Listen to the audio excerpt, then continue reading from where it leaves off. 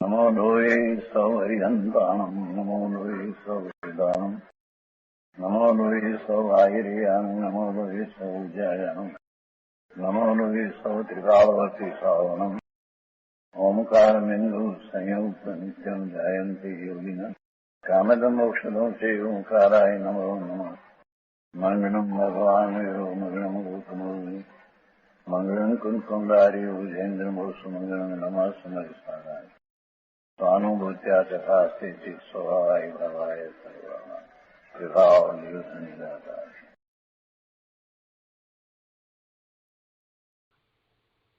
समयसार भगवान कुंकुंदाचार्य रचित समयसार तथा भगवान अमृतचंद्राचार्य रचित आत्मख्याति टीका तथा भगवान जयसेन आचार्य रचित तात्पर्यवृत्ति टीका અને પૂજ્ય ગુરુદેવ કાંજી સ્વામીના પ્રવચનો આ બધાનો આધાર લઈ અને આપણે સમયસારનો સ્વાધ્યાય કરીએ છીએ।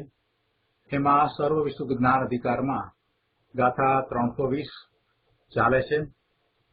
ગાથા 320 ઉપર જયસેન આચાર્ય ભગવાનની તાત્પર્યવૃત્તિ ટીકામાંથી આપણે સ્વાધ્યાય કરી રહ્યા છીએ અને આ ટીકા ઉપર પૂજ્ય ગુરુદેવ કાંજી સ્વામીએ આપેલા પ્રવચનના અંશ આપણે કરી રહ્યા છીએ।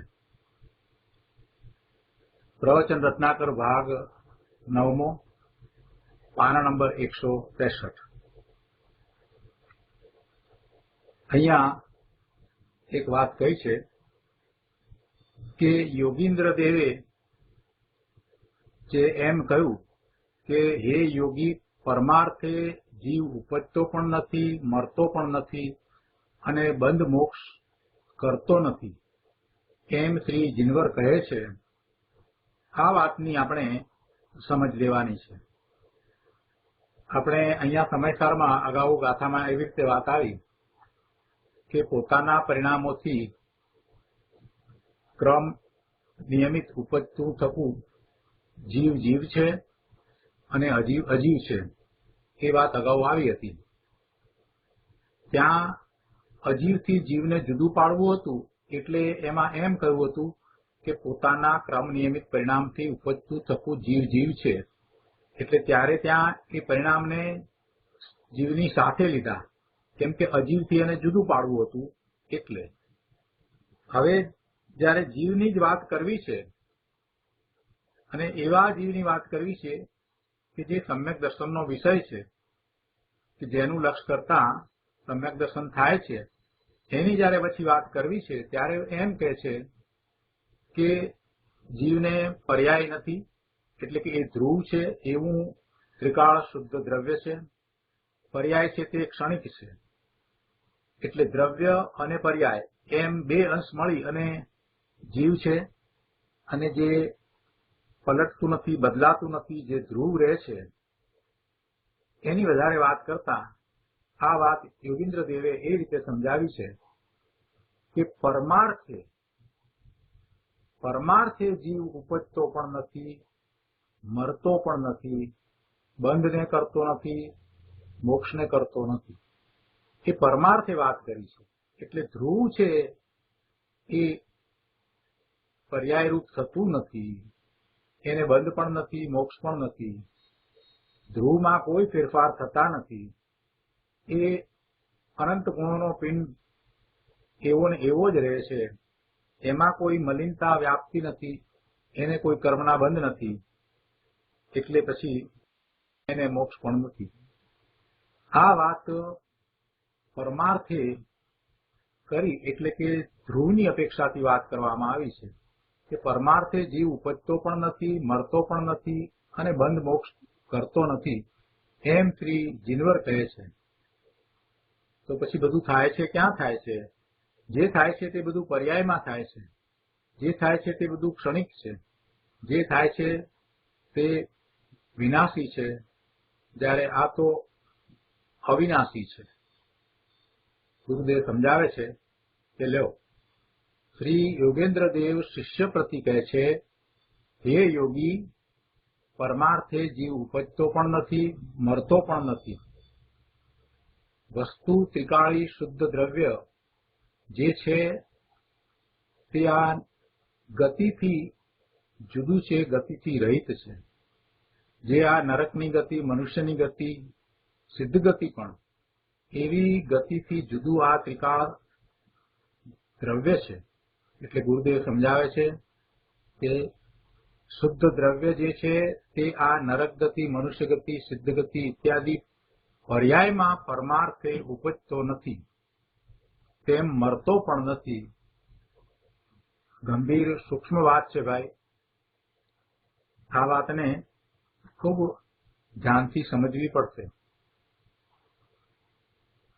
પંચમ ગતિ એ પણ ગતિ છે. ગતિ અપેક્ષાએ એમ કહીએ કે સિદ્ધની ગતિ છે, સિદ્ધની એ પર્યાય છે.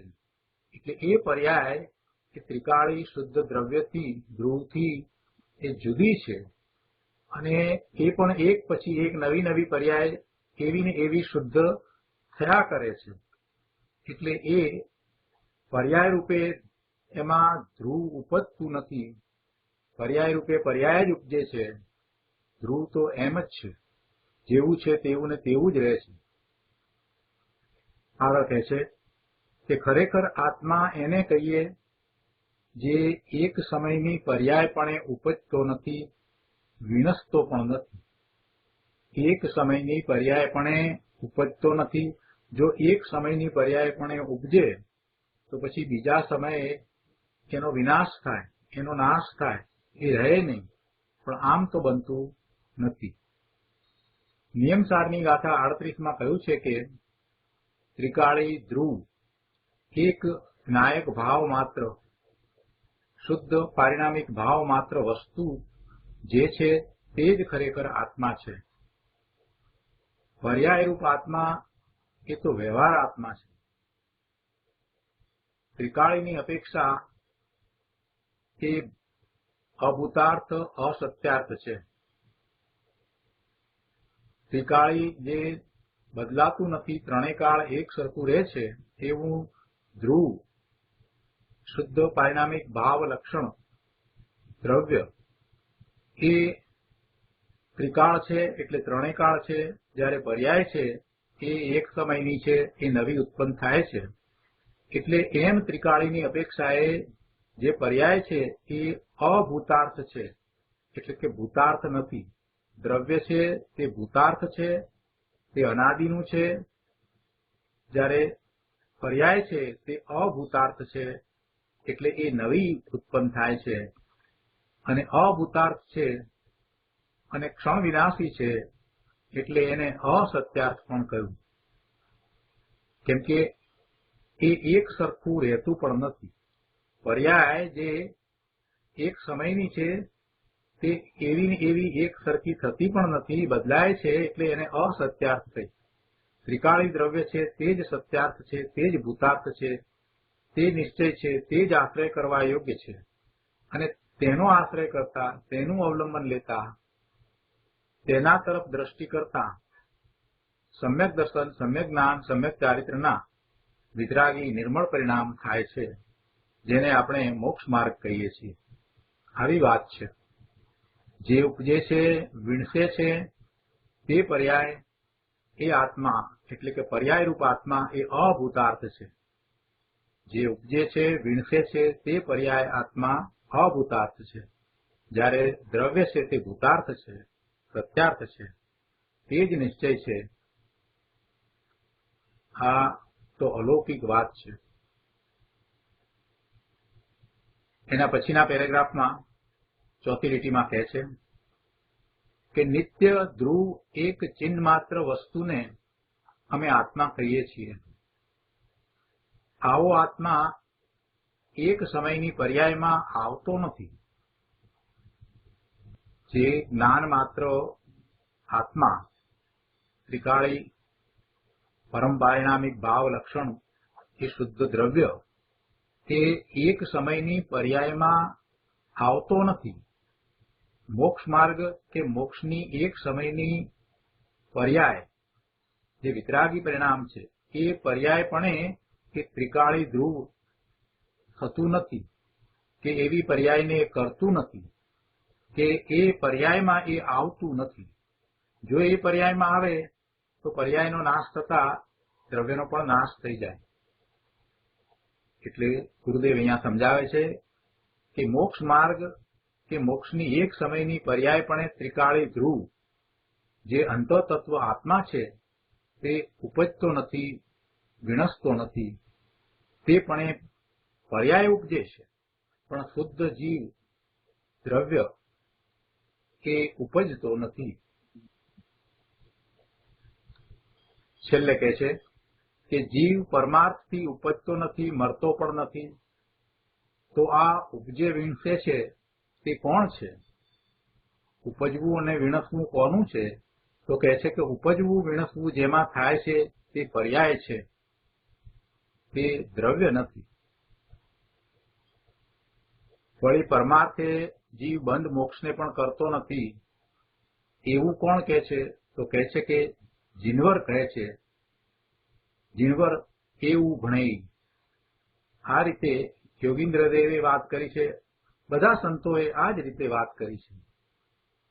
આગળ પાના નંબર 165 ઉપર બીજા પેરેગ્રાફમાં કહે છે કે કોઈને એમ થાય કે જો આત્મા બંધ મોક્ષના ભાવને કરતો નથી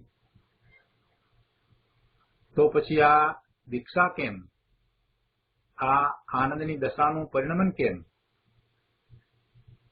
કોઈને એમ થાય કે આત્મા એ બંધને પણ કરતો નથી, મોક્ષને પણ કરતો નથી, એવા ભાવને કરતો નથી, તો પછી આ દીક્ષા શા માટે અને આ આનંદની દશાનું પરિણમન એ બધું શા માટે? એ કઈ રીતે?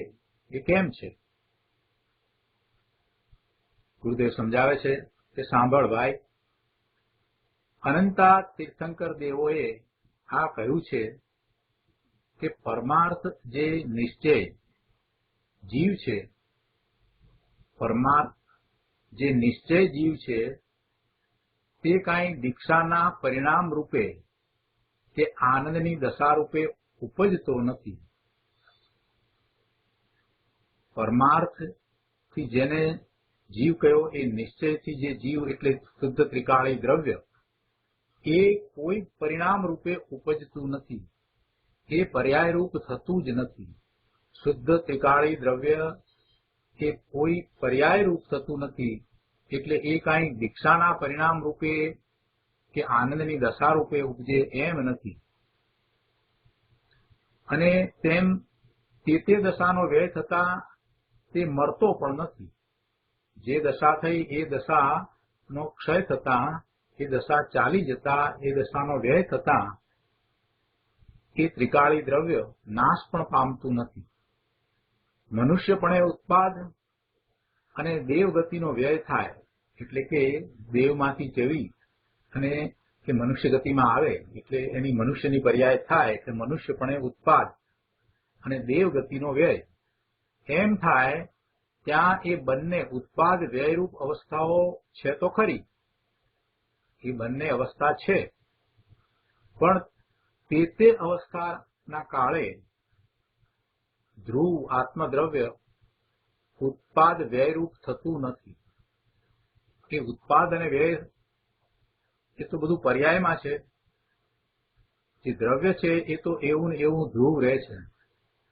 દેવની પર્યાયમાં પણ એ દ્રવ્ય એવું જ હતું, અને એ પર્યાયમાંથી હવે મનુષ્યની પર્યાય થઈ છે ત્યારે પણ એ તો એવું ને એવું જ રહે છે.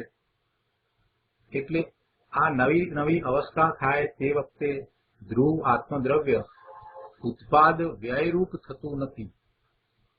તે તો ત્રણેય કાળ એક રૂપ શુદ્ધ જ્ઞાયક ભાવપણે જ રહે છે. આવું જ દ્રવ્ય અને પર્યાય રૂપ વસ્તુ સ્વરૂપ છે. પર્યાયની પણ વાત કરી અને દ્રવ્યની પણ વાત કરી. ઉત્પાદ વ્યય છે એ બધું પર્યાયમાં છે. તે કાળે ટકીને રહેતું એ ધ્રુવ છે. અને પહેલા એ વાત પણ સાથે ગુરુદેવે કરી કે જે ટકીને રહેતું ત્રિકાળ રહેતું જે દ્રવ્ય છે, જે શુદ્ધ છે, એનું તો તું લક્ષ કરતો નથી.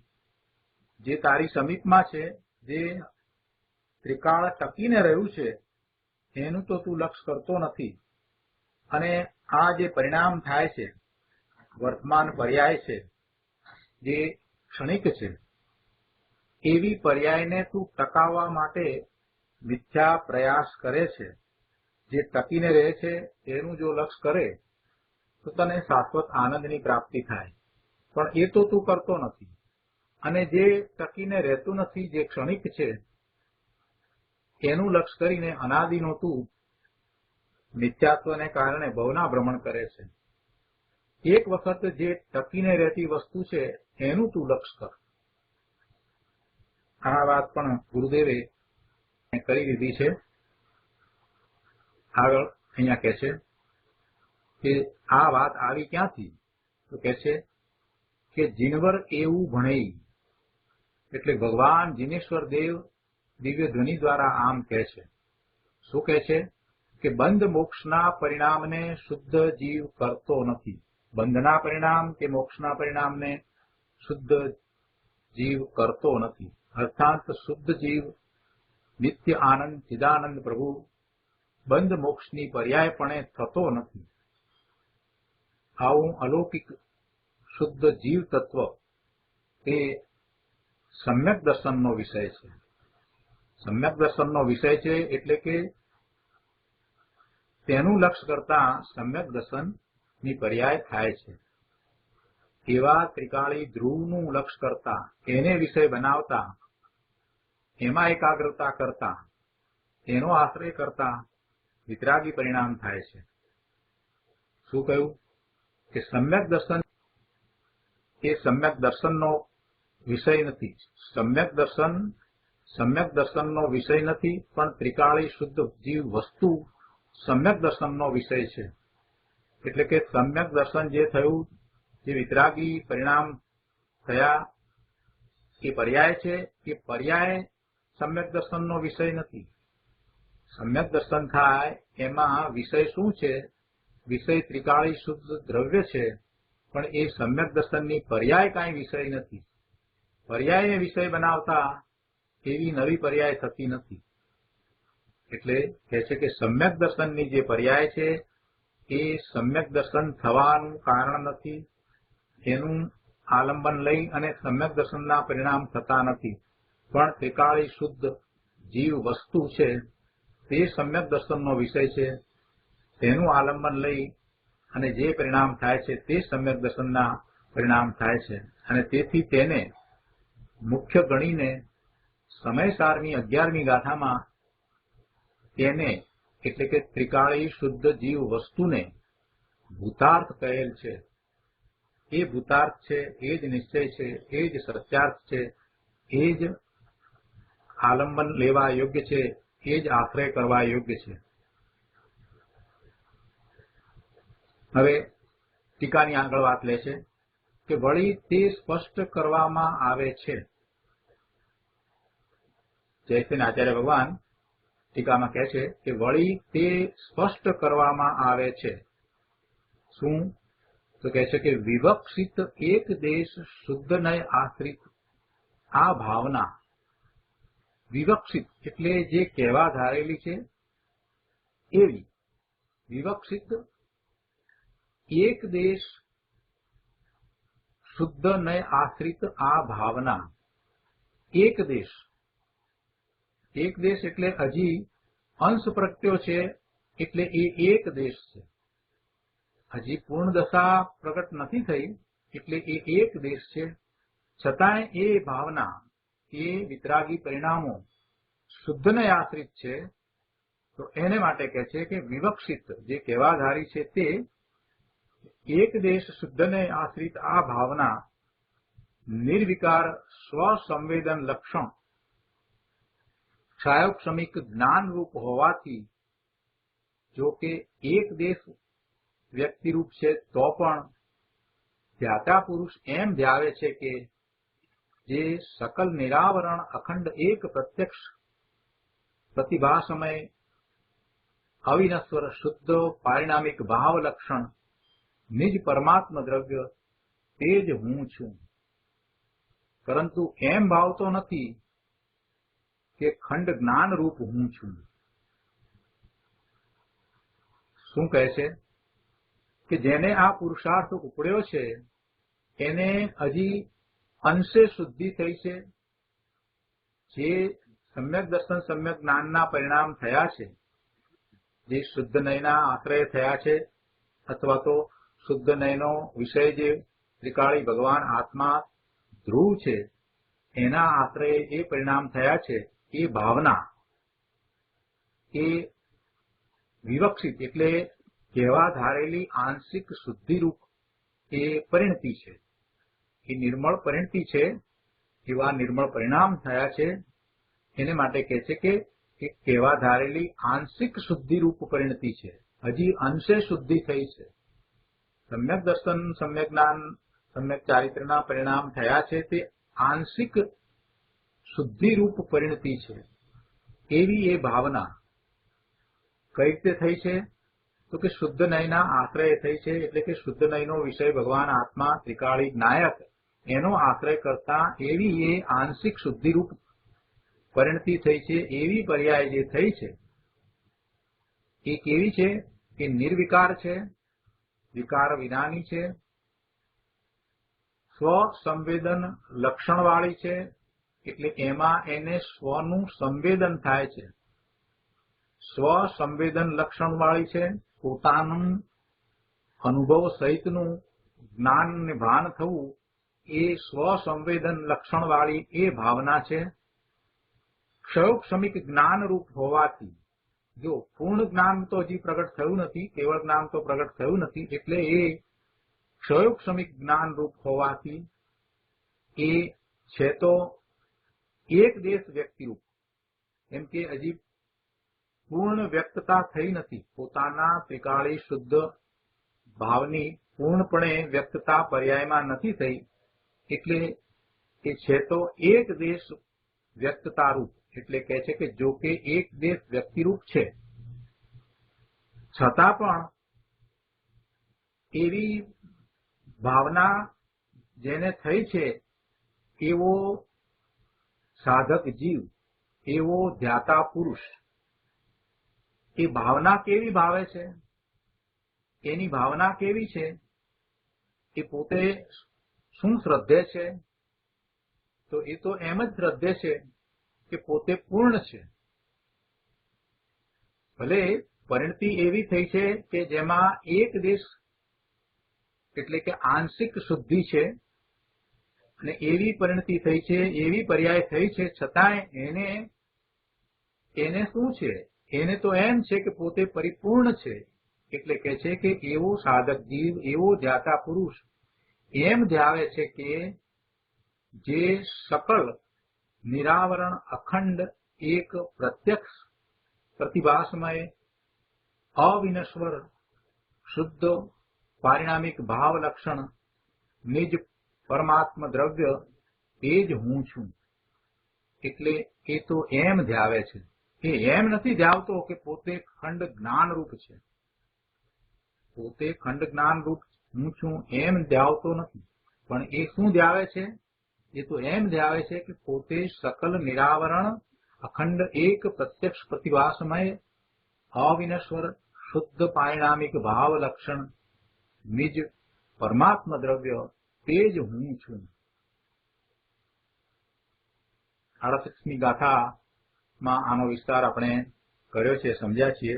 ગુરુદેવ આ બધી વાતને હજી આગળ સમજાવે છે. કહે છે કે વિવક્ષિત એટલે કહેવા ધારેલી આ આંશિક શુદ્ધિરૂપ પરિણતિ તે એક દેશ શુદ્ધ નય આશ્રિત છે. નિશ્ચય સમ્યક દર્શન જ્ઞાન ચારિત્ર રૂપ આ ભાવના એક દેશ શુદ્ધ છે, સર્વદેશ શુદ્ધ છે એમ નહીં. એટલે કે અંશે શુદ્ધ છે, એટલે કે પૂર્ણ શુદ્ધ નથી. પૂર્ણ શુદ્ધિ તો ભગવાન કેવળીને હોય છે. એટલે કેવળ જ્ઞાન થતા એ પૂર્ણ શુદ્ધ દશા પ્રગટ થાય છે. છતાં પણ આ જે આંશિક શુદ્ધિ થઈ છે એ પૂર્ણ શુદ્ધિના પ્રકારની જ છે. એ વાતને અહીંયા ગુરુદેવે કહી છે. કહે છે કે પંડિત ટોડરમલજી મોક્ષમાર્ગ પ્રકાશકમાં જ પછી રહસ્યપૂર્ણ ચિઠ્ઠીમાં કહે છે કે એ જ પ્રમાણે ચોથા ગુણસ્થાન વર્તી આત્માને જ્ઞાન આદિ ગુણો એક દેશ પ્રગટ થયા છે, તેની તથા 13મા ગુણસ્થાન વર્તી આત્માને જ્ઞાન આદિ ગુણો સર્વદેશ રૂપ પ્રગટ થયા છે તેની એક જાતિ છે. સુડરમલજીની આ વાતને લઈ અને ગુરુદેવ પણ એ સમજાવવા માંગે છે કે જે નિર્મળ પરિણામ થયા છે તે પરિણામ ભલે એક દેશ શુદ્ધિ છે, પણ તે તેવા જ છે. એવા છે તો કે જેવા કેવળ જ્ઞાનના પરિણામ છે, જે કેવળ જ્ઞાનની પર્યાય છે તેવી જ એ પર્યાય છે. આ એક દેશ શુદ્ધિ છે તેવી પૂર્ણ શુદ્ધિ છે, પણ તે એક જાતના છે. એ પરિણામ એક જાતના છે. એટલે કે સાધકને જે નિર્મળ રત્નત્રય રૂપ ભાવના પ્રગટ થઈ છે તે એક દેશ શુદ્ધ છે, અંશે શુદ્ધ છે. જ્યારે કેવળી ભગવાનને એ દશા પૂર્ણ શુદ્ધ છે. આગળ 166માં પાના ઉપર કહે છે કે આકાશના પ્રદેશ અનંત છે. આકાશ એટલે લોકાકાશ અને અલોકાકાશ મળીને વાત કરી છે. લોકાકાશના પ્રદેશ અસંખ્ય છે, જ્યારે અલોકાકાશ એ અનંત છે. એટલે આકાશના પ્રદેશ અનંત છે, એનાથી અનંત ગુણા એક જીવના ગુણ છે. સમ્યક દર્શન થતા તે દરેક ગુણનું અંશે પ્રગટ પરિણમન થાય છે. જો એક દેશ શુદ્ધિની વાત કરી અને પંડિત ટોડરમલજીએ એને ગુણની વ્યક્તતા તરીકે કહ્યું કે એ જ્ઞાન આદિ જે અનંત ગુણ છે એ એક દેશ પ્રગટ થયા છે એમ એમણે લીધું. અહીંયા પણ ગુરુદેવ એ વાત કહે છે કે જીવના અનંત ગુણ છે અને જ્યારે સમ્યક દર્શન થાય છે ત્યારે તે દરેક ગુણનું અંશે પ્રગટ પરિણમન થાય છે. તેને અહીં એક દેશ શુદ્ધને આશ્રિત ભાવના કહેલ છે. તેને એક દેશ શુદ્ધને આશ્રિત ભાવના કહેલ છે. એટલે એવા શુદ્ધ પરિણામ છે જે શુદ્ધને આશ્રિત છે અને અંશે પ્રગટ થયા છે, પણ એ દરેક ગુણનું અંશે પ્રગટ પરિણમન થાય છે. અહીં પ્રગટ પરિણતિને શુદ્ધને કહેલ છે. શુદ્ધને આશ્રિત છે અથવા તો શુદ્ધનયનો વિષય ભગવાન આત્મા એનું લક્ષ કરતા એવા પરિણામ થાય છે. એટલે એને અપેક્ષાથી એમ પણ કહી દીધું કે એ પરિણતિ શુદ્ધનય છે. એટલે કહે છે કે અહીં પ્રગટ પરિણતિને શુદ્ધનય કહેલ છે. ગાથા 14માં પણ આવે છે કે શુદ્ધનય કહો, અનુભૂતિ કહો કે આત્મા કહો તે એક જ છે. ત્યાં વિવક્ષા ભેદ છે, પણ વસ્તુ એક જ છે. કહેવાનો આશય જે છે તે ત્રિકાળી દ્રવ્ય દર્શાવવું છે. ત્રિકાળી પરમાત્મા સ્વરૂપ ભગવાન આત્માને ધ્યેય બનાવી પરિણમતા પ્રગટેલી નિર્મળ દશા તે એક દેશ શુદ્ધને આશ્રિત ભાવના છે. દ્રવ્ય સંગ્રહમાં મોક્ષ માર્ગની પ્રગટ પર્યાયના 63 નામ આવે છે. અહીં તેના 2 નામ આપી કહ્યું છે કે તે અધ્યાત્મ ભાષાથી શુદ્ધ આત્મ અભિમુખ પરિણામ અને બીજું શુદ્ધ ઉપયોગ, એમ 2 અહીંયા દર્શાવ્યા છે જે અધ્યાત્મ ભાષાથી છે. અને આગમથી એને ક્ષયોક્ષમિક, ક્ષાયિક, ઔપશમિક એવા 3 ભાવરૂપ કયા છે જે સમ્યક દર્શન, સમ્યક જ્ઞાન, સમ્યક ચારિત્ર્યના પરિણામ છે. એને દ્રવ્ય સંગ્રહમાં એ 63 નામ દ્વારા દર્શાવવામાં આવેલ છે. એ પર્યાયની અહીંયા વાત કરે છે કે દ્રવ્ય સંગ્રહમાં આ ભાવના, આ જે નિર્મળ પરિણામ થયા તે 63 બોલ દ્વારા ઉતાર્યા છે. અને એ આ રીતે છે. એમાં 63 માંથી અહીંયા કેટલાક આપ્યા છે એ આપણે લઈએ. એને તે ભાવના પર બ્રહ્મ સ્વરૂપ છે, તે પરમ વિષ્ણુ સ્વરૂપ છે, તે પરમ શિવ રૂપ છે. શિવ એટલે પણ આત્મા અને વિષ્ણુ એટલે પણ આત્મા, બુદ્ધ એટલે પણ આત્મા. જ્ઞાન અપેક્ષાએ શુદ્ધ બુદ્ધ ચૈતન્ય ઘન આપણે કહીએ છીએ તો એમાં બુદ્ધ એટલે જ્ઞાન અપેક્ષાથી વાત કરી. શિવ એટલે પણ આત્મા. એટલે અહીંયા તે પરમ શિવ રૂપ છે, તે પરમ બુદ્ધ સ્વરૂપ છે, તે પરમ જીન સ્વરૂપ છે, તે પરમ નિજ આત્મ ઉપલબ્ધિ રૂપ સિદ્ધ સ્વરૂપ છે, તે નિરંજન સ્વરૂપ છે, તે નિર્મળ સ્વરૂપ છે, તે સ્વસંવેદન જ્ઞાન છે, તે પરમ તત્વ જ્ઞાન છે, તે પરમ અવસ્થારૂપ પરમાત્માનું સ્પર્શન છે, તે પરમાત્મ જ્ઞાન છે, તે જ ધ્યાન કરવા યોગ્ય શુદ્ધ પારિણામિક ભાવરૂપ છે, તે ધ્યાન ભાવના રૂપ છે, તે જ શુદ્ધ ચારિત્ર છે, તે જ અંતરંગ તત્વ છે, તે જ પરમાત્મ તત્વ છે, તે જ શુદ્ધ આત્મદ્રવ્ય છે, તે જ પરમ જ્યોતિ છે, ઇત્યાદિ બીજા બોલ પણ છે.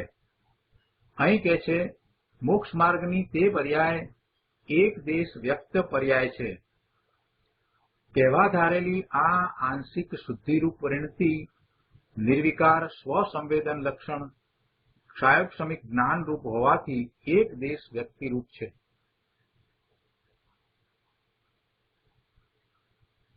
આ રીતે અહીંયા ઘણી સ્પષ્ટતા કરી દીધી. હવે ગુરુદેવ આગળ વિસ્તાર કરતા જે વાત કરે છે એમાંથી કેટલાક અંશ આપણે લઈએ.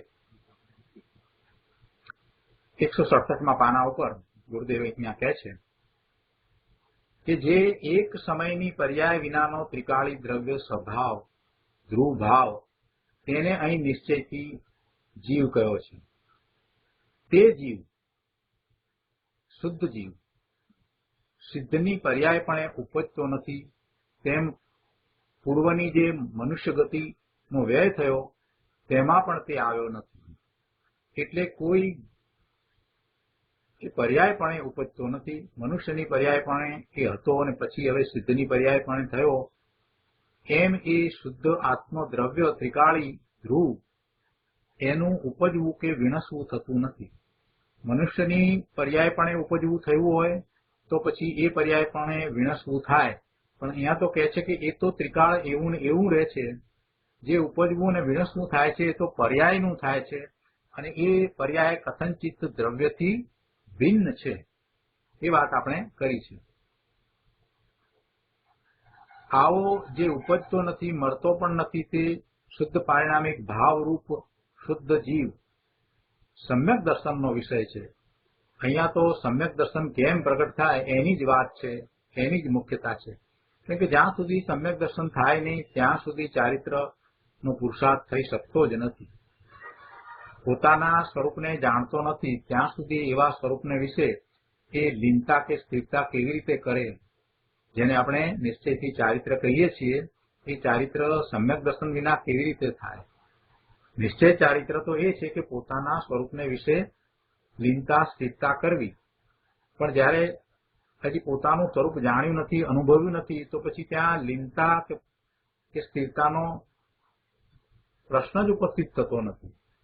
એટલે સૌથી પહેલું જો કંઈ પણ કરવા જેવું છે તો એ સમ્યક દર્શનની પ્રાપ્તિ કરવા જેવી છે, સંકિતની પ્રાપ્તિ કરવા જેવી છે. એટલે સમ્યક દર્શન કેમ પ્રગટ થાય એની મુખ્યતાથી વાત કરવામાં આવી છે. અને જેને સમ્યક દર્શન થયું છે એને ચારિત્રનો પુરુષાર્થ તો આપોઆપ ઉપડવાનો જ છે. સમ્યક દર્શન થયા પછીથી જીવ વધુમાં વધુ 15 ભાવમાં મોક્ષે જાય જ છે. એટલે ચારિત્ર પ્રગટ કરે જ છે, પૂર્ણ શુદ્ધ દશાને પ્રગટ કરે જ છે. એટલે જે કરવાનું છે તે સમ્યક દર્શન પ્રગટ કરવાનું છે. એવા સમ્યક્ત્વના પરિણામ એને કરવાના છે. એટલે એ સમ્યક્ત્વ કઈ રીતે થાય એને જુદી જુદી રીતે સમજાવ્યું છે.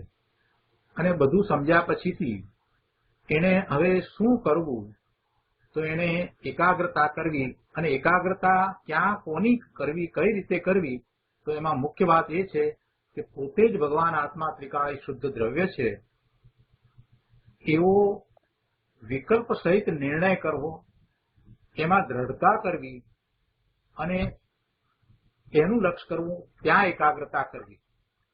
પણ હવે એકાગ્રતા કરવી છે તો જે વિષય છે એને પણ બરાબર સમજવો પડશે ને. એટલે એ વિષયને અહીંયા તો સમજાવ્યો છે કે એ વિષય કેવો છે, તો કે એ પર્યાય વિનાનું ત્રિકાળી શુદ્ધ દ્રવ્ય છે જે બદલાતું નથી. એ સમ્યક દર્શનનો વિષય છે.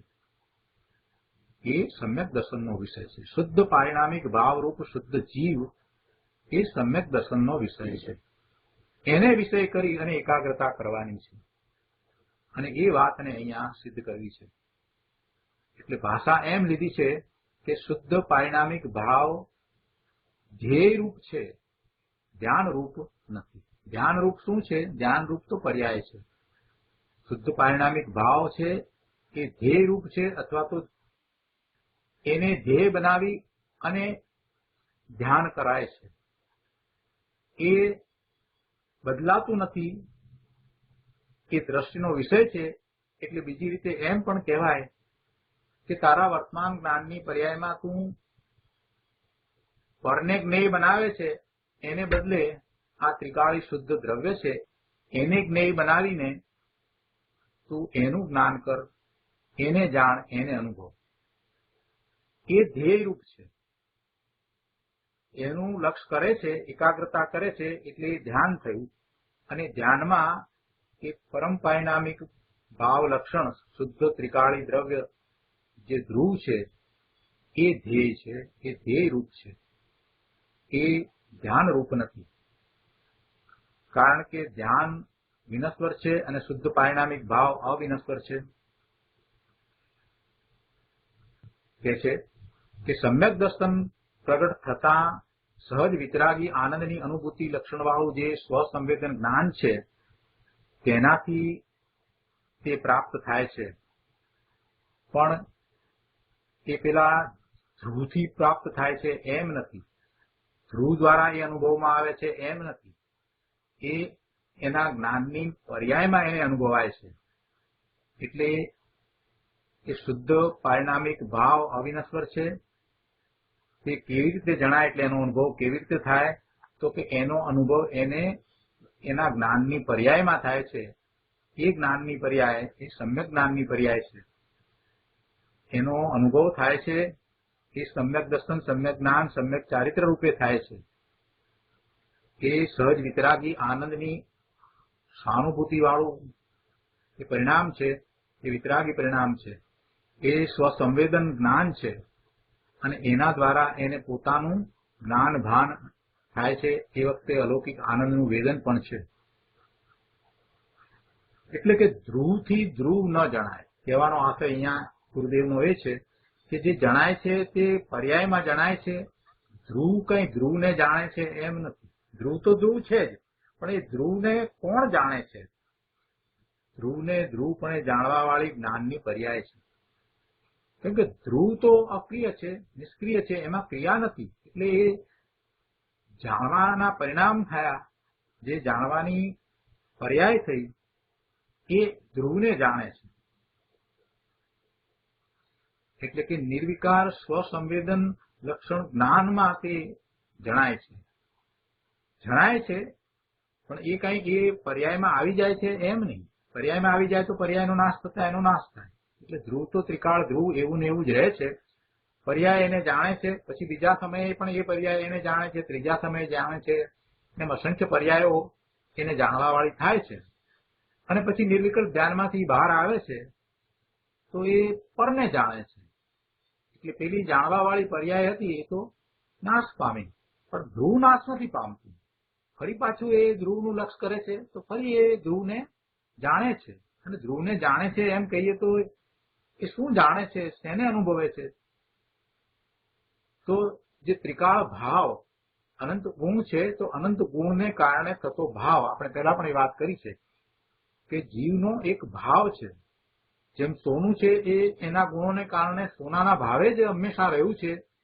માટી છે તે એના ગુણને કારણે હંમેશા માટીના ભાવે જ રહી છે, માટી રૂપે જ રહી છે. એવી રીતે આ જીવ દ્રવ્ય છે એ જ્ઞાન સ્વભાવી છે, અનંત ગુણનો પિંડ છે. મુખ્યતા જ્ઞાનની કરીને વાત કરીએ છીએ, પણ છે તો અનંત ગુણ. તો એ અનંત ગુણનું એક રૂપ પરિણમન, એટલે એવો ભાવ, એવા ભાવે એ ત્રણેય કાળે રહ્યું છે. તો એવા ભાવને આ વર્તમાન જ્ઞાનની પર્યાય જ્યારે જાણે છે, અનુભવે છે, ત્યારે એને આનંદનો અનુભવ થાય છે. એમ એ ભગવાન આત્માને, એ ધ્રુવને એ જાણે છે એમ કહેવાય છે. એટલે ધ્રુવ કાંઈ ધ્રુવને જાણે એમ નથી. વર્તમાન જ્ઞાનની પર્યાય એ એને જાણે છે. અને એ જાણે છે એવા જે પરિણામ થયા એને વિતરાગી પરિણામ કયા, એને મોક્ષ માર્ગ કહ્યો. અને આવું થયા કરે છે, વારંવાર થયા કરે છે, એટલે એ જીવ પછી 12મા પરમાં રંજિત થતો નથી. એટલે એને નવા કર્મના બંધ અતિ અલ્પ થાય છે. અને એમ કરતા કરતા ઘણી નિર્જરા થાય છે. અને અતિ અલ્પ બંધ થતા છેવટે પુરુષાર્થ વધારતા એ જીવ પોતે પોતાના સ્વરૂપને વિશે વધારે ને વધારે વખત રહે છે. એને આપણે લીનતા કહીએ છીએ. અને પછી જગતના બધા જ પદાર્થો પ્રત્યેથી એને ઉદાસીનતા થઈ જાય છે. માત્ર સ્વરૂપમાંથી આવતા આનંદ પ્રત્યે જ એને લક્ષ રહ્યા કરે છે. એટલે સહજ રીતે આવો સમ્યક દ્રષ્ટિ સાધક એ ચારિત્રને ગ્રહણ કરે છે. એટલે કે સર્વસંગ પરિત્યાગ કરે છે. બાહ્ય બધા જ પરિગ્રહ છે એને છોડે છે. અને જે અંતરંગ પરિગ્રહ, જે પરના લક્ષ્ય તથા શુભાશુભ ભાવ, એને પણ એ છોડે છે. બધા જ બાહ્ય અને અંતરંગ પરિગ્રહને એ સ્વના લક્ષ્ય છોડે છે. અને પછી પોતાના સ્વરૂપને વિશે લીનતા કરતો હતો ત્યાંથી એક દિવસે સ્થિરતા કરી લે છે. તો એને પછી એ કેવળ જ્ઞાનની પર્યાય પ્રગટ થાય છે, કેવળ દર્શનની પર્યાય પ્રગટ થાય છે, પૂર્ણ શુદ્ધ દશાનો અનુભવ થાય છે. અને પછી એ દશા કાયમ માટે રહી જાય છે. એમ એ કેવળી થાય છે. આવો મોક્ષનો માર્ગ છે. જ્યારે પહેલી વખત એને અનુભવ થાય છે એ દશાને સમ્યક્ત્વ કહીએ અને એને ચોથું ગુણસ્થાન કહેવામાં આવે છે. અને જ્યારે બધા કસાય રહિત થઈ અને કેવળ જ્ઞાન પ્રગટ કરે છે તો એ દશાને આપણે 13મું ગુણસ્થાન કહીએ છીએ. આવો મોક્ષનો માર્ગ ચોથા ગુણસ્થાનથી શરૂ થાય છે. 12મા ગુણસ્થાને એ કસાય રહિત થાય છે અને પછી પૂર્ણ દશા પ્રગટ કરે છે. એટલે ચોથાથી 12મા સુધીનો આખો માર્ગ છે. એ માર્ગ સમ્યક દર્શનથી શરૂ થાય છે. એટલે સમ્યક દર્શન છે નહીં તો પછી ચારિત્રની તો ક્યાં વાત રહી. અને શુભ ભાવ દ્વારા તો પુણ્યનો બંધ પડે છે, કાંઈ ચારિત્ર થતું નથી. આ બધાને આપણે જેમ છે તેમ સમજવાનું છે. અને સમ્યક દર્શનની મુખ્યતાથી જ વાત આપણે કરીએ છીએ. એટલે સમ્યક દર્શન પ્રગટ કરવું છે તો દ્રષ્ટિ ક્યાં કરવી, એકાગ્રતા ક્યાં કરવી, કેવી રીતે આ પુરુષાર્થ કરવો, આ બધું આપણે સમજીએ છીએ. અને સૌથી સારું આ દ્રવ્યનું યોગના ગ્રંથમાં સમજાવવામાં આવ્યું છે. ચરણાનું યોગ, કરણાનું યોગ, પ્રથમાનું યોગ અને દ્રવ્યાનું યોગ. તો પ્રથમાનું યોગ દ્વારા તો આપણે કેટલીક વાતને સમજીએ છીએ જેથી આપણી રુચિ ધર્મ તરફ વળે છે. ભગવાનના જીવન ચરિત્ર આદિ દ્વારા આપણને એવી રુચિ થાય છે. પણ પછી પ્રથમાનું યોગના શાસ્ત્ર જ વાંચ્યા જ કરીએ તો પછી એમાં કઈ દાડો વળે નહીં. ચારે અનુયોગ છે એમાં કહેવાનું તાત્પર્ય તો વિતરાગતા છે, એ વાત બરાબર છે. પણ જેને વધારે સમજવું છે અને જેને ખરેખર સાચો પુરુષાર્થ કરવો છે, જે અત્યારે મનુષ્યની દશા મળી છે, જે સમજ મળી છે, જે અનુકૂળ સંયોગો મળ્યા છે, એને વેડથી નથી નાખવા તો એને પછી આવા દ્રવ્યાનુયોગનો પણ ખૂબ સારી રીતે અભ્યાસ કરવો જ પડશે. આ સમયસાર આદિ જે ગ્રંથ છે એ દ્રવ્યાનુયોગના સર્વશ્રેષ્ઠ ગ્રંથ છે. એમાં સમયસાર તો સર્વશ્રેષ્ઠ છે. એની આ અદભુત ટીકા છે. અમૃતચંદ્રાચાર્ય ભગવાને આત્મખ્યાતિ ટીકા લખી, સર્વશ્રેષ્ઠ ટીકા છે. અને આ જયસેન આચાર્ય ભગવાનની તાત્પર્યવૃત્તિ ટીકા પણ એવી જ મહત્વની છે. અને એમાં 320 ગાથાઓ પર જયસેન આચાર્ય ભગવાને ગાથા તો સમજાવી, પણ પછી આ બધું કયા ભાવથી મોક્ષ થાય છે એમ કરી અને પરમ પારિણામિક ભાવ, જે 3 ભાવરૂપ છે, એ બધું જે સમજાયું એને અહીંયા આખી ટીકા પૂરી કરી ત્યારે એ વાત કરી. છેલ્લે આ રીતે વિવક્ષા કઈ રીતે છે એ વાત કરી. પણ આ બધું સમજ્યા પછીથી પણ ગુરુદેવ વધારે વિસ્તાર કરીને એટલા માટે સમજાવે છે કે છેવટે તો સમ્યક દર્શન પ્રગટ કરવાનું છે અને સમ્યક દર્શનના પરિણામ કઈ રીતે થાય, કઈ રીતે પુરુષાર્થ થાય, એટલે વધારે સમજાવે છે. ટીકાની વાત તો સમજાવી પણ વધારે વિસ્તાર ગુરુદેવ એટલા માટે કરે છે. અને આપણે એ બધું આત્માને લક્ષ્ય સમજવાનું છે, એને આત્મસાત કરવાનું છે. અહીંયા કહે છે શુદ્ધ પારિણામિક ભાવ અવિનશ્વર છે. તે કેમ જણાય તો કહે છે કે સમ્યક દર્શન પ્રગટ થતા સહજ વિતરાગી આનંદની અનુભૂતિ લક્ષણ વાળું જે સ્વસંવેદન જ્ઞાન છે તેનાથી એ પ્રાપ્ત થાય છે, એ સમજાય છે. એ ધ્રુવથી ધ્રુવ ન જણાય. કેમ કે ધ્રુવમાં ક્રિયા નથી, ધ્રુવમાં જાણવાની ક્રિયા નથી. એ નિર્વિકાર સ્વસંવેદન લક્ષણ જ્ઞાનમાં તે જણાય છે. ત્રિકાળ સ્વરૂપ છે તે તો ધ્રુવ ભાવરૂપ છે. તે ધ્રુવ ભાવરૂપ વસ્તુ પર્યાયમાં પ્રાપ્ત થાય છે. પર્યાયમાં પ્રાપ્ત થાય છે એટલે કેવી રીતે પ્રાપ્ત થાય છે? અંદર આવી જાય છે એમ નહીં. ત્રિકાળી સ્વરૂપ છે, જે દ્રવ્ય છે એ ધ્રુવ ભાવરૂપ છે એટલે બદલાતું નથી એવું છે. એ ધ્રુવ ભાવરૂપ વસ્તુ પર્યાયમાં પ્રાપ્ત થાય છે એટલે કે એ પર્યાયમાં અનુભવમાં આવે છે. વસ્તુ કઈ પર્યાયમાં આવી જાય છે એમ નથી. કેવી છે તે પર્યાય જે ધ્રુવને અનુભવે છે, ધ્રુવને જાણે છે, એ કેવી છે પર્યાય? તો કહે છે કે એ એક દેશ પ્રગટ શુદ્ધ નયની ભાવના રૂપ છે. જે નિર્મળ પરિણામ થાય છે એ કેવા છે? તો કે એક દેશ પ્રગટ શુદ્ધ નયની ભાવના રૂપ છે.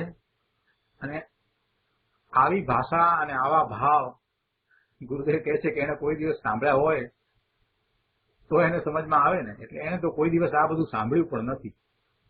એક દેશ શુદ્ધ નય આશ્રિત, આ ભાવના છે. એ નિર્મળ પરિણામ છે. ભાવના, કઈ ભાવનાની વાત ચાલે છે? સમ્યક દર્શન, સમ્યક જ્ઞાન, સમ્યક ચારિત્રના જે પરિણામ થાય છે તે ભાવના, જે ઔપસમિક, ક્ષયોપસમિક કે ક્ષાયિક ભાવરૂપ છે. એ ભાવના જે પર્યાય છે તે ભાવના. કઈ ભાવનાની વાત ચાલે છે?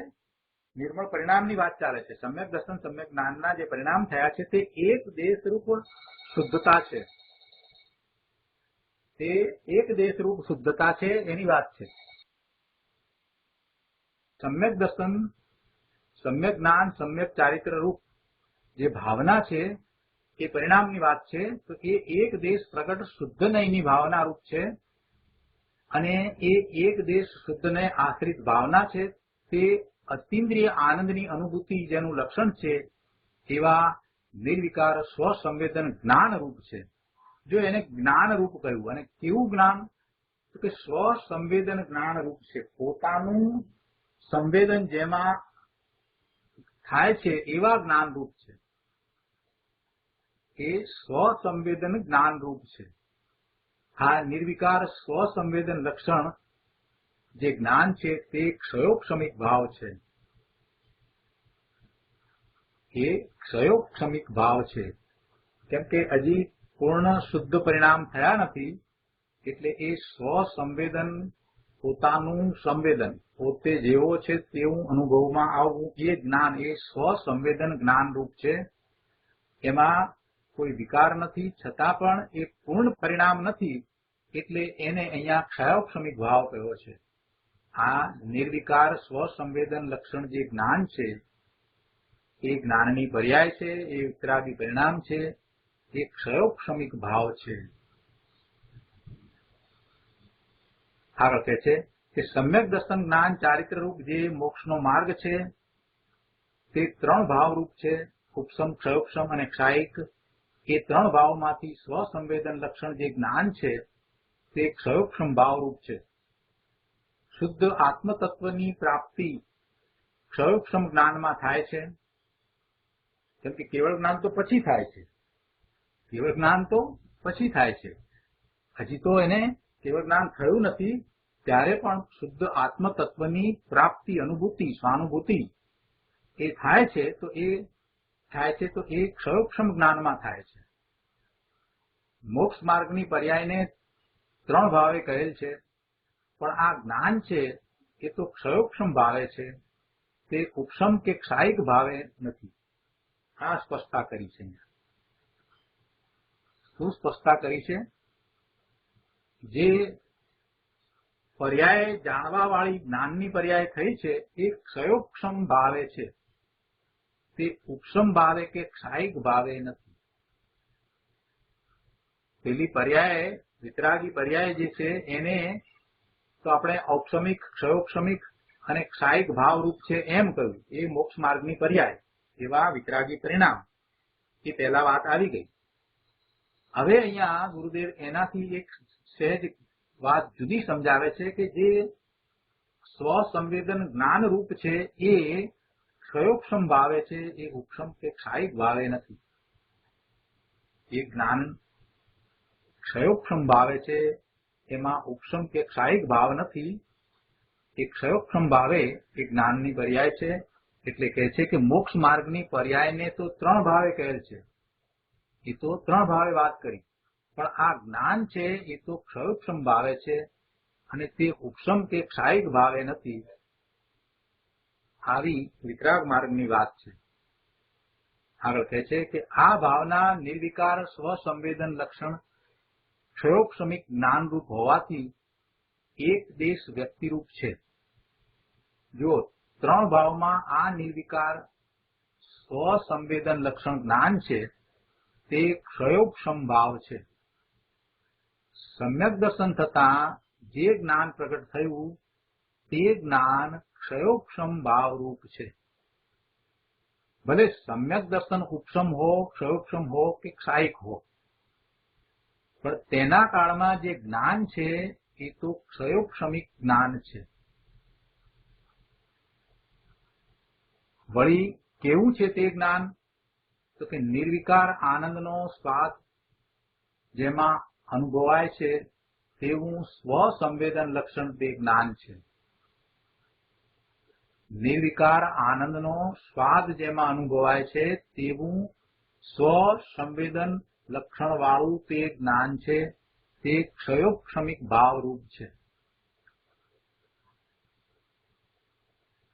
સમ્યક દર્શનની પર્યાયની વાત કરીએ ત્યારે ત્યાં એ ઉપશમ, ક્ષયોક્ષમ અને ક્ષાયિક એ 3 ભાવની વાત કરી હતી. એ 3 ભાવની વાત કરી હતી. કેમ કે ત્યાં મોહનીય કર્મમાં દર્શન મોહનીયની પ્રકૃતિ જે અનાદિથી જે છે તે મિથ્યાત્વ છે અને એ મિથ્યાત્વ પ્રકૃતિ પહેલી વખત જ્યારે સમ્યક દર્શન થાય છે ત્યારે તેનો ઉપશમ થાય છે. એનો ઉપશમ થાય છે, પછી ક્ષયોક્ષમ ને ક્ષાયિક થાય છે. એટલે એ શ્રદ્ધાની અપેક્ષાથી વાત છે. એટલે ત્યાં સમ્યક દર્શનને ઔપસમિક, ક્ષયોક્ષમિક અને ક્ષાયિક એમ 3 ભાવરૂપ કહ્યું. અહીંયા જે સ્વસંવેદન જ્ઞાન છે એની વાત છે, તો એમાં સ્વસંવેદન જ્ઞાન એ ક્ષયોક્ષમ ભાવરૂપ છે. એ ક્ષયોક્ષમ ભાવરૂપ છે. એટલે બહુ સ્પષ્ટ અહીંયા વાત કરી દીધી. ફરીથી આખો પેરેગ્રાફ વાંચીએ એટલે બધાને બધું સ્પષ્ટ થઈ જશે. કે છે કે આ ભાવના નિર્વિકાર સ્વસંવેદન લક્ષણ ક્ષયોક્ષમિક જ્ઞાનરૂપ હોવાથી એક દેશ વ્યક્તિરૂપ છે. જુઓ, 3 ભાવમાં આ નિર્વિકાર સ્વસંવેદન લક્ષણ જ્ઞાન છે તે ક્ષયોક્ષમ ભાવ છે. સ્વસંવેદન લક્ષણ જ્ઞાન છે તે ક્ષયોક્ષમ ભાવ છે. સમ્યક દર્શન થતા જે જ્ઞાન પ્રગટ થયું એની વાત છે. સમ્યક દર્શન થતા જે જ્ઞાન પ્રગટ થયું તે જ્ઞાન ક્ષયોક્ષમ ભાવરૂપ છે. ભલે સમ્યક દર્શન ઉપશમ હો, ક્ષયોક્ષમ હો કે ક્ષાયિક હો, પણ તેના કાળમાં જે જ્ઞાન છે, સમ્યક દર્શનના કાળમાં જે જ્ઞાન છે એ તો ક્ષયોક્ષમિક જ્ઞાન છે. અને એ જ્ઞાન કેવું છે? કે છે કે નિર્વિકાર આનંદનો સ્વાદ જેમાં અનુભવાય છે એવું એ સ્વસંવેદન લક્ષણ વાળું જ્ઞાન છે. જેમાં સ્વનું સંવેદન છે એ અનુભવમાં આવે છે. તે જ્ઞાન સ્વ સ્વરૂપને જાણવા, અનુભવવામાં પ્રવૃત્ત છે. એ જ્ઞાન સ્વ સ્વરૂપને જાણે છે, અનુભવે છે. બહુ ઝીણી વાત કરી દીધી. આગળ અહીંયા કહે છે કે આ ભાવના સંબંધીનું વર્ણન બંધ અધિકાર તથા સર્વ વિશુદ્ધ જ્ઞાન અધિકારમાં છેલ્લે શ્રી જયસેન આચાર્ય દેવની ટીકામાં આવે છે, તથા પરમાત્મા પ્રકાશમાં પણ આવે છે. 3 જગ્યાએ આ વાત કરી છે. એ વાત અહીં કરી છે. મિથ્યાત્વ, અજ્ઞાન અને રાગ દ્વેષનો જે બંધ છે તે બંધના વિનાશ માટે આ વિશેષ ભાવના છે. આગળ કહે છે કે હું તો એક ત્રિકાળી ધ્રુવ परम स्वभाव भावमय शुद्ध ज्ञान आनंद स्वरूपी परमात्मा द्रव्य ज छूं। हूँ तो एक त्रिकाली ध्रुव परम स्वभाव भावमय शुद्ध ज्ञान आनंद स्वरूपी परमात्मा द्रव्य ज छूं। दयादान आदिना विकल्पे हूँ नहीं, गुण वेदना विकल्पे हूँ नहीं, અને એક સમયની પર્યાય પણ હું નહીં। એક ધ્રુવમાં એકપણે રહીને આ ભાવના ધ્રુવનો નિર્ણય કરે છે। કઈ ભાવના? પહેલા તો એવો નિર્ણય, દ્રઢ નિર્ણય કે એક ત્રિકાળી ધ્રુવ પરમ સ્વભાવ ભાવમય શુદ્ધ જ્ઞાન આનંદ સ્વરૂપી પરમાત્મા દ્રવ્ય જ હું છું, એવો નિર્ણય। અને પછી એવા ત્રિકાળી શુદ્ધ દ્રવ્યનું લક્ષ કરીને ત્યાં એકાગ્રતા કરે છે, એ ભાવનાની વાત છે।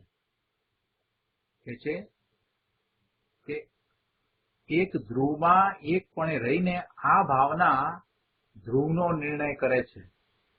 પહેલા નિર્ણય થયો એ તો વિકલ્પ સહિત નિર્ણય થયો કે પોતે કેવો છે, પણ પછી ત્યાં એકાગ્રતા કરતા જે નિર્ણય થાય છે એની અહીંયા વાત કરી કે એક ધ્રુવમાં એકપણે રહીને આ ભાવના ધ્રુવનો નિર્ણય કરે છે।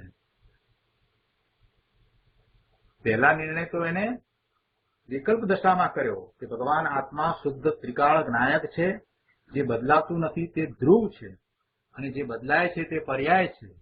જે બદલાતું નથી એવું જે ધ્રુવ, એમાં એકાગ્રતા કરતા નિર્વિકલ્પ દશામાં એને જે અનુભવ થાય છે એ ધ્રુવનો નિર્ણય કરે છે। એ નિર્ણયમાં એને એ જે અનુભવ થાય છે એ અનુભવમાં એને ધ્રુવનો નિર્ણય થઈ જાય છે। એ અનુભવ સહિતનો ધ્રુવનો નિર્ણય છે। અને એ જ્ઞાન જે સ્વસંવેદન રૂપ છે એ જ્ઞાન ક્ષયોક્ષમિક જ્ઞાન છે।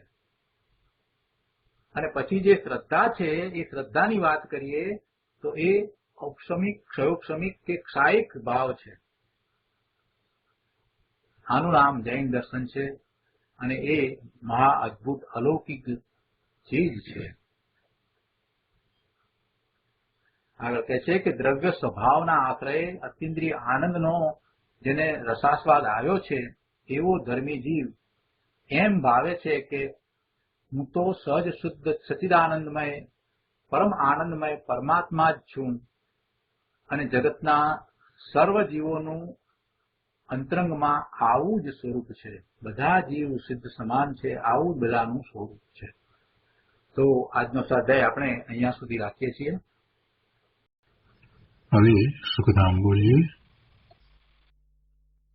સુખધામ અનંત સુસંત ચરી દિનરાત રહે તદ જ્ઞાનમયી પ્રકાંતિ અનંત સુધામય છે પ્રણમો પદતે